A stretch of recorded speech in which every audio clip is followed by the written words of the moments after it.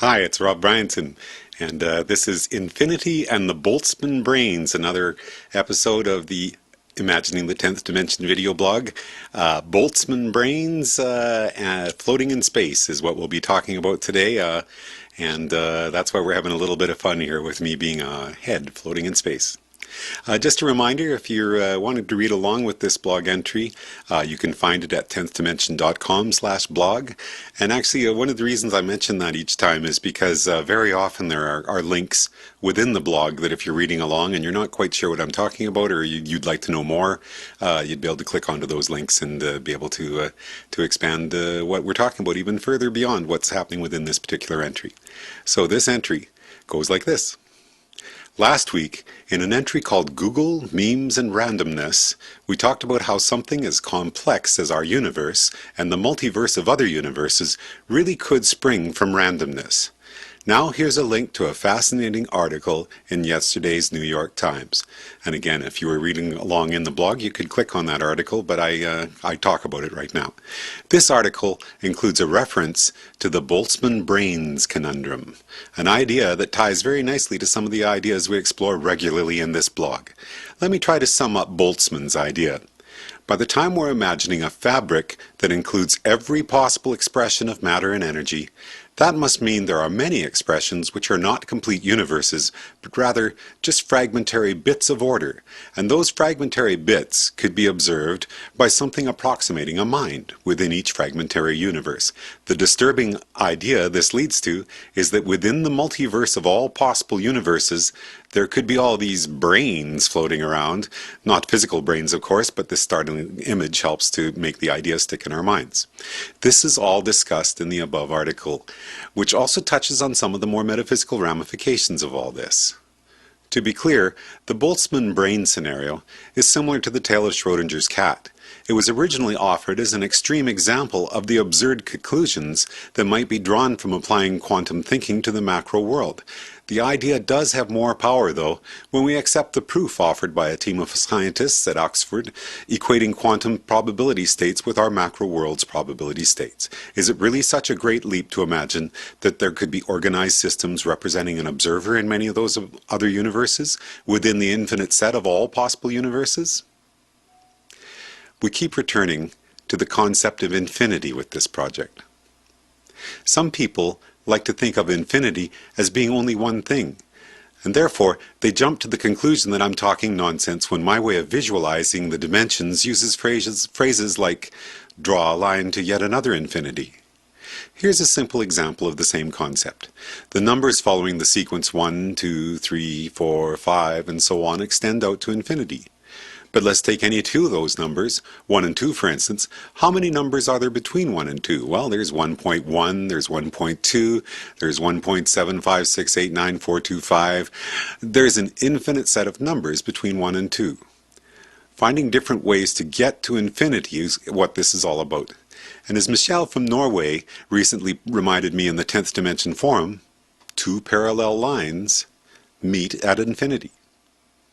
Thinking of infinity as being the unobserved fabric of quantum indeterminacy shows a way to imagine how all these infinities connect together. And the parallel universes resulting from choice, chance, and circumstance for our universe, as infinite as those branches appear to be, is still just one more subset of all the possible expressions of matter and energy, memes and spimes that we're playing with here. Here's another way to describe the dimensions, which acknowledges that every single dimension extends out to its own version of infinity. 0 is a point of indeterminate size. In this way of imagining, 0 and 10 are very similar concepts. Both are of indeterminate size. The common practice of referring to 0 as infinitely small isn't really correct then. A point on a graph can be any size we care to imagine it, because its size is not relevant, just its location. And to be clear, 0 is not a dimension, it's just where we start our description. 1 is a line created by a certain set of points extending to infinity. Start with a point, add a second point, join them together with a line. The line you have drawn is a line segment, with those 2 points as its endpoints, but that line can be extended out in either direction to infinity. 2 is a plane created by a certain set of 1D lines extending to infinity. Drawing a second line and then, try that again. Draw a second line. As long as the second line is not directly on top of the first, those two lines are now part of an infinite plane that passes through those two lines. 3 is a space created by a certain set of 2D planes extending to infinity. Any two planes that are not directly on top of each other become part of an infinite 3D space that passes through those two planes. 4 is a line created by a certain set of 3D points extending to infinity. So 3 is our three-dimensional space. What would not directly on top of each other be for 3D space? It would be 3D space in a different state. Look at your watch. Let's call whatever time you see at this instant, or at the instant you looked, now, or the universe in one state, and we'll call that a point. 3 o'clock tomorrow afternoon is another state, and we'll call that our second point. Joining those 2 points creates a line segment, and the ends of that line can be extended back to the Big Bang and forward to the end of the universe.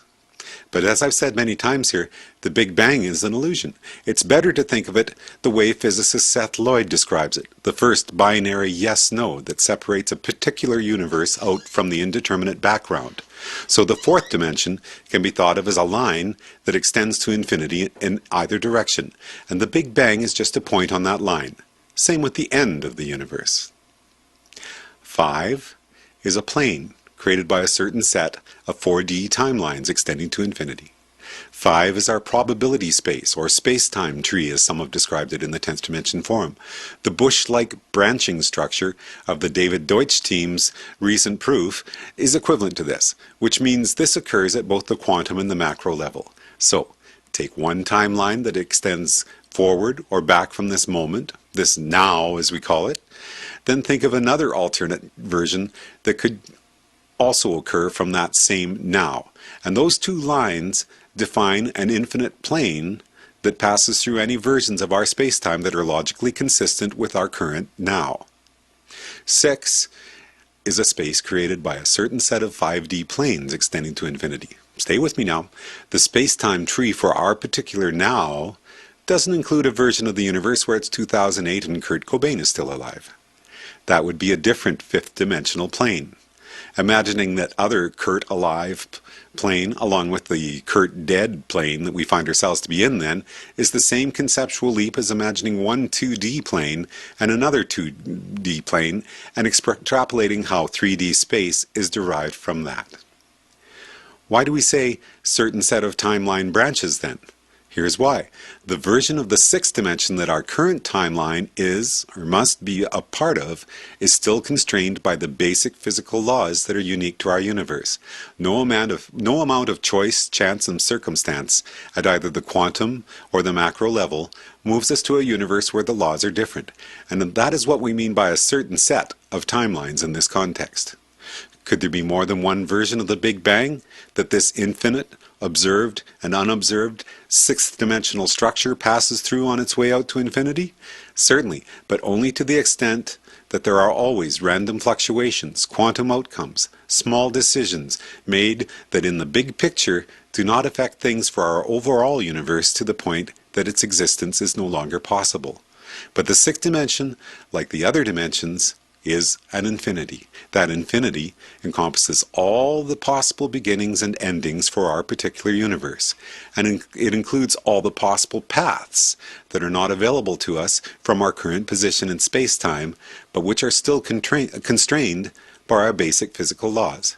The ideas proposed by physicists like John Wheeler of reverse fine-tuning of our universe through quantum observation was discussed in my blog entry, Boredom and Consciousness. And this gives us a way to imagine how our current universe really could have multiple slightly different versions of the Big Bang within its 6D space. 7 is a line created by a certain set of 6D points extending to infinity. Take the sixth dimensional structure we've just imagined, that is a point in the seventh dimension. Take the structure representing all possible outcomes for some other universe that has different basic physical laws, that is a different point in the seventh dimension. The line that passes through those 2 points extends to infinity in either direction. 8 is a plane created by a certain set of 7D lines extending to infinity. Now think of the seventh dimensional line that passes through the point representing our universe and the point representing another universe where the value for gravity is different. That line extends out to infinity in either direction, but it doesn't pass through universes where some other constant varies. To get to the infinite plane that passes through those two different lines takes us to the eighth dimension.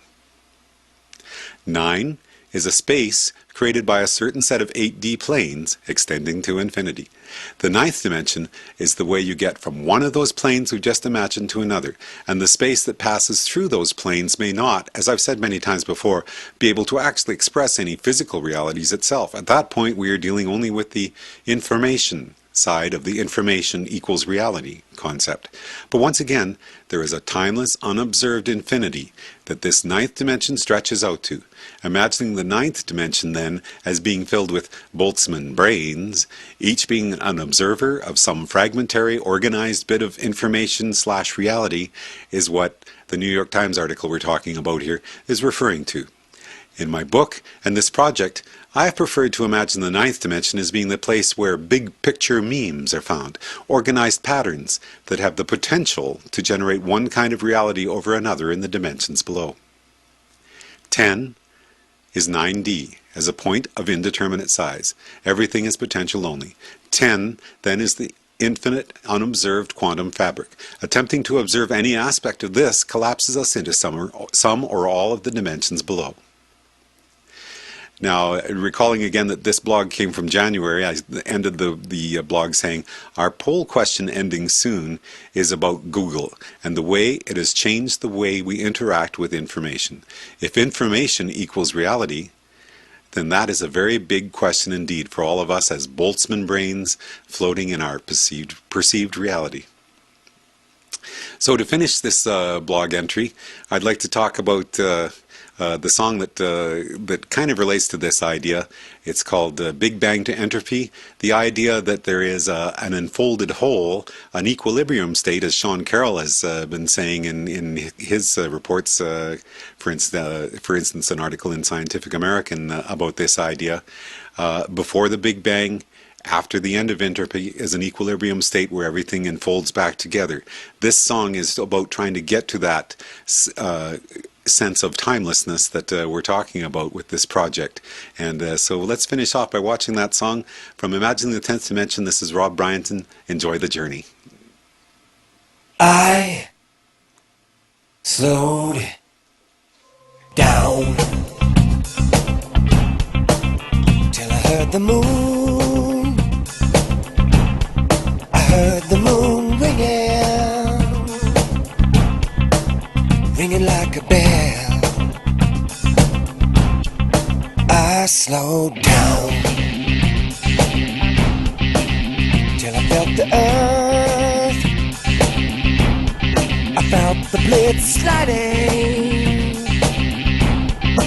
skaters on a pond. And I finally felt the long groove moving underneath. Births and deaths of galaxies pounding out the beat. And I finally heard the whole song at once. Big bang to entropy, big bang to symmetry, big bang to everything. I slowed down till I saw the sun. I saw the sun spinning on a pinwheel's arm. And I saw the long chain of our DNA stretching back to the beginning for so long. And I saw the mighty ocean that surrounds and sustains, connecting us together in a song. I slowed down till I saw the song was only one of many, one of many more. And I finally felt the long groove moving underneath. Births and deaths of galaxies pounding out the beat. And I finally heard the whole song at once. Big bang to entropy, Big bang to symmetry, Big bang to everything. It begins as nothing, silence at the end. Every song's the same after or before. But the parts in between, there are so very many forms, more than we could ever hope to know.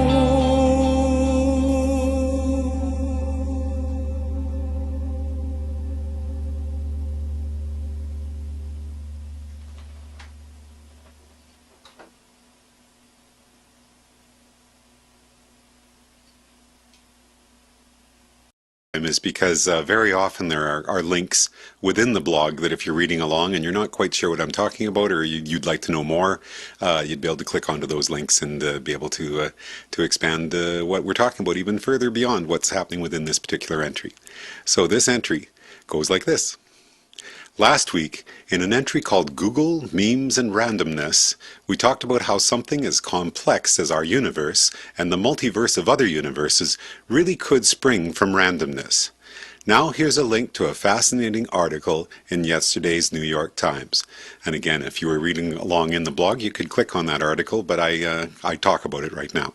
This article includes a reference to the Boltzmann brains conundrum, an idea that ties very nicely to some of the ideas we explore regularly in this blog. Let me try to sum up Boltzmann's idea. By the time we're imagining a fabric that includes every possible expression of matter and energy, that must mean there are many expressions which are not complete universes, but rather just fragmentary bits of order, and those fragmentary bits could be observed by